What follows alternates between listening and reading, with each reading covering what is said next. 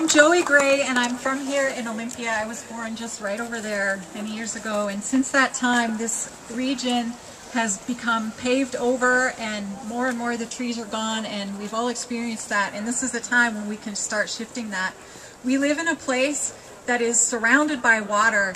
These estuaries are the transformational place between the freshwater and the saltwater at the base of the Salish Sea that extends all the way up to the north end of Vancouver Island. This whole watershed is being affected profoundly by tar sands and other fossil fuels, and so I'm going to focus on the tar sands here today.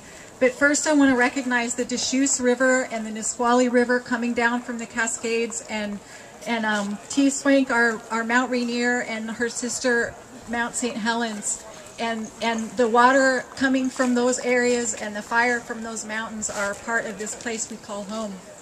I want to recognize the sun and the rain from the south and our big mother to the west, the Pacific Ocean, who's being acidified terribly by our actions.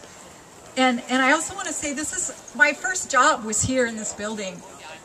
Can you hear me? Okay, okay. I was a page for the Washington State Senate, and so I'm back here outside saying we are calling on our legislators to, in every single policy decision and law that they enact this session, to consider the climate and to consider the fuel reduction, conservation policies, and ways that we can live sustainably, like bicycling and growing food here at home. You know, all those things we can do are really powerful. And I also want to thank the Nisqually and the Chehalis and the Squaxin and the Skokomish people for taking care of the water here.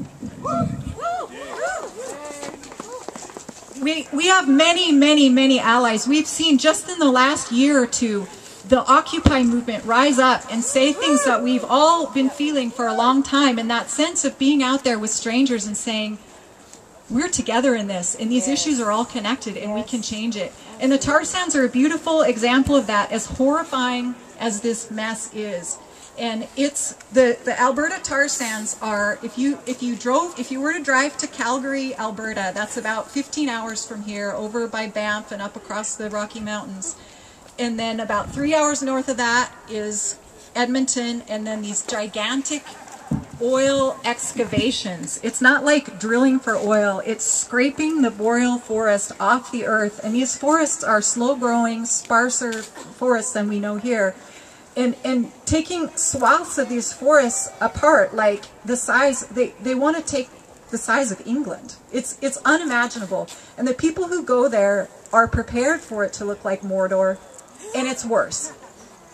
And where that oil is coming, it's coming from pipelines in this network. Already, the Kinder Morgan company owns a pipeline called the Trans Mountain Pipeline that comes down from Edmonton to Burnaby near Vancouver, BC. And that's been happening for 50 or 60 years now. And the Kinder Morgan company is owned by Richard Kinder, who is formerly the COO of Enron. Is this who we want to trust with our environment? No. So they have plans, or I should say proposals, and it's a harebrained scheme. It's a fantasy. They want to say it's plans. It's not plans. It's not. We can't let it happen.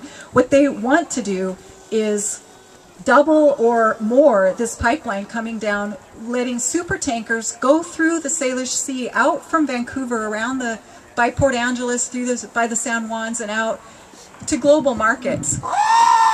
And this isn't about us having more oil here ourselves, why we would want that anyway. And I can assure you that the people in Beijing this week don't want any more fossil fuel in their air either, because the city is basically being shut down from pollution.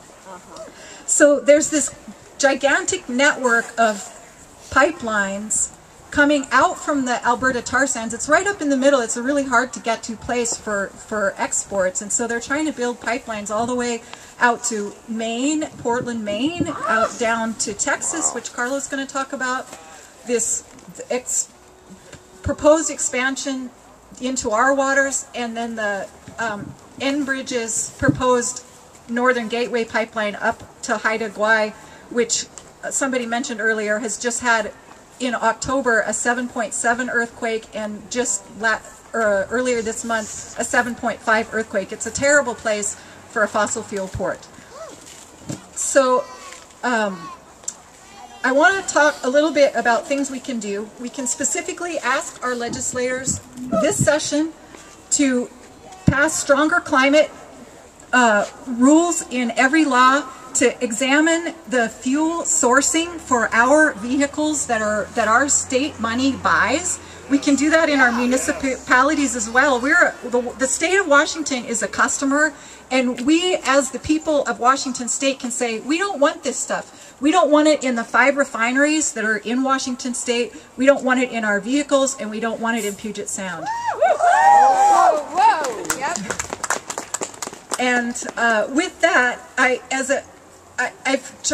try to exemplify in my life some of those changes. I used to have a career where I traveled internationally, and I've given up that career. I don't want to get legitimacy anymore from my flights. It's something that is part of my past. You know, we've all lived in whatever ways we were expected to live growing up, and I want to end with this quote about success, because we have a lot of media telling us what success should be in our culture, and part of this transformation is about redefining what success is. The planet doesn't need more successful people. It desperately needs more peacemakers, healers, restorers, storytellers, and lovers of every shape and form. It needs people who will live well in their places, right here, with our water and our wind. It needs people of moral courage, willing to join the fight and to make the world habitable and humane. And these needs have little to do with the success as our cultures defined it. And I want to thank everybody for being here, and the organizers especially, and all of our allies across the world, and hand it over to Carlo now to talk about the Keystone XL pipeline. Thank you.